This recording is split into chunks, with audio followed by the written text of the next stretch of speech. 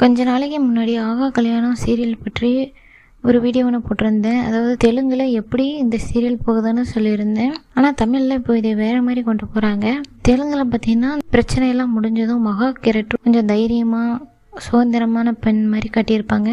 ஆனால் தமிழில் அதே கேரக்டரை அப்படியே தான் வச்சுருக்காங்க. ஆனால் இந்த சீரியலோட ஆரம்பத்தில் பார்த்தீங்கன்னா மகா கேரக்டர் கொஞ்சம் தைரியமான கேரக்டர் மாதிரி தான் காட்டினாங்க. மேரேஜ் ட்ராக் அப்புறம் மகா கேரக்டர் ரொம்ப டம்மி பண்ணிட்டாங்க.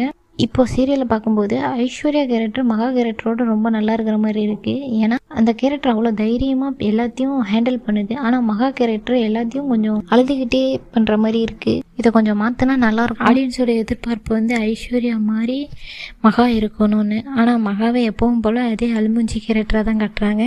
மகாவுக்கு ஒரு ஸ்ட்ராங்கான ஒரு பாயிண்ட் ஒன்று இருக்குது. அதாவது சூர்யா தாத்தானால தான் அன்பாக இருக்கிற மாதிரி நடித்தது.